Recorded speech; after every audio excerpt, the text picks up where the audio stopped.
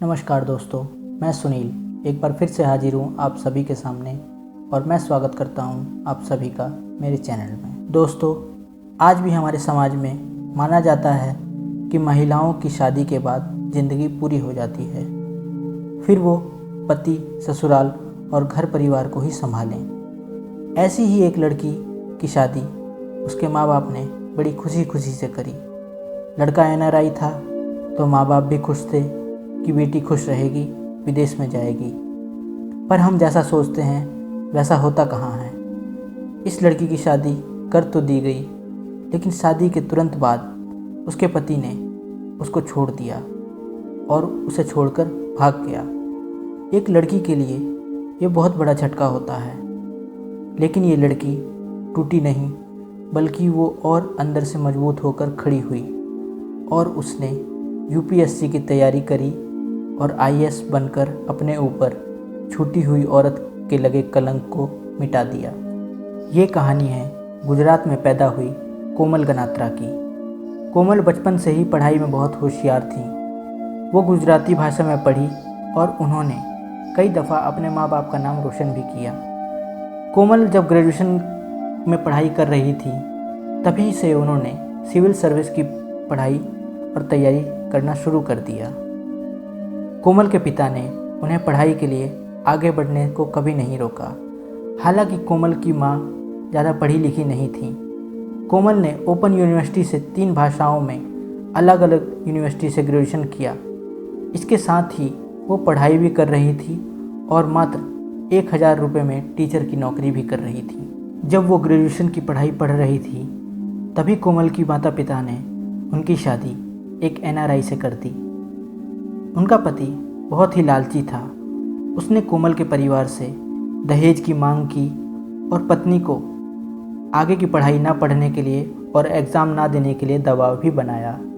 हालांकि उनकी शादी जिस एनआरआई से की गई, वो उसे पति के रूप में प्यार भी करने लगी थी। इतना प्यार कि सरकार से उसके लिए लड़ गई, लेकिन वो शख्स उन्हें छोड़कर जा चुका था। उनका एनआरआई पति उन्हें आईएएस का इंटरव्यू और एग्ज़ाम देने को हमेशा मना करता था और उन्हें छोड़कर न्यूजीलैंड चला गया। कोमल के सिर पर मानो दुखों का पहाड़ टूट गया। कोमल ने पति को वापस लाने के लिए न्यूजीलैंड सरकार को कई लेटर लिखे और वो केस लड़ती भी रही। पति को वापस लाना है, ये सोच वो कोर्ट कचहरी के दिन रात चक्कर लगाती, लेकिन वो शख्स वापस आना ही नहीं चाहता था। उसने अपनी पत्नी को आज तक एक फ़ोन भी नहीं किया था। कोमल जब 26 साल की थी, तभी उन पर छूटी हुई औरत का कलंक भी लग चुका था। ससुराल और रिश्तेदार उन पर हंसने लगे। लोग ताने मारने लगे कि जिसका पति छोड़कर भाग गया, वो अब कैसे जिएगी और कैसे अपने आगे की ज़िंदगी को बिताएगी। इसी दुख और उदासी के बीच कोमल ने अपनी पढ़ाई जारी रखी और उनकी ज़िंदगी में वो दिन भी आया जब उन्होंने यूपीएससी का एग्ज़ाम क्लियर किया और आईएएस अफसर बनी। साल 2012 में कोमल ने यूपीएससी की परीक्षा पास कर पूरे परिवार का नाम रोशन किया। उन्होंने लगभग 3 बार यूपीएससी देने के बाद आखिर में आईएएस की परीक्षा पास की और वह इस समय आईआरएस अधिकारी के रूप में सेवा कर रही हैं। तमाम कठिनाइयों का सामना करने वाली कोमल का मानना है कि शादी किसी इंसान को परिपूर्ण नहीं बनाती और एक स्त्री की पहचान सिर्फ उसका पति नहीं होता, बल्कि वह खुद अपनी पहचान बनाती है। उसके बाद कोमल ने शादी कर ली और आज उनकी एक हैप्पी मैरिड लाइफ है। वो एक बच्ची की माँ भी हैं।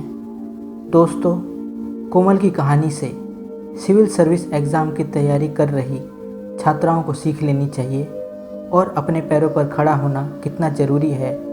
महिलाओं को कमतर आंकने वाले समाज के लिए कोमल एक आईना भी है। कोमल गनात्रा उन यूपीएससी उम्मीदवारों में से एक हैं जिनकी कहानी आपको अपने रोज़मर्रा की ज़िंदगी में सुनने को नहीं मिलती। यह कहानी बताती है कि कैसे कठिनाइयों का सामना करने के बाद भी कोमल एक आईएएस बनी। कैसे एक महिला को जब उसका पति छोड़ देता है और समाज उसे हीन भावना से देखता है, उसके बाद भी वह महिला हार नहीं मानती और अपनी ज़िंदगी में आगे बढ़कर कुछ नया करती है और अपनी ज़िंदगी को सफल बनाती है। दोस्तों, हमें भी कोमल से सीख लेनी चाहिए और उन तमाम महिलाओं को भी अपनी ज़िंदगी में कोमल से सीख लेनी चाहिए जो अपनी ज़िंदगी में अपने पति के द्वारा, समाज के द्वारा ठुकराए जाने के बाद हार मान लेती हैं। तो आज की इस वीडियो में बस इतना ही। अगली वीडियो में फिर मुलाकात होगी एक नए चेहरे के साथ। तब तक के लिए धन्यवाद।